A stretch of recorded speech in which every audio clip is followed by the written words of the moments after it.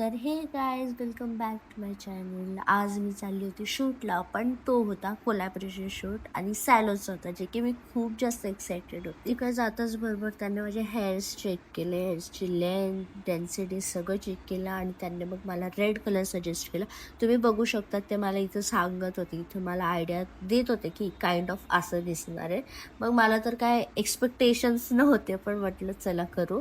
तर इथं त्यांनी पार्टिशन करून घेतले आणि सरळ लागले कलरसाठी. मग आधी त्यांनी हायलाइट्स केले, जे की चेरी रेड कलरमध्ये केले त्यांनी, आणि मग नंतर ग्लोबल कलर स्टार्ट केला. तुम्ही बघू शकता किती कंटाळली होती, कारण की अक्षरशः मला 4.5 तास लागून गेले होते.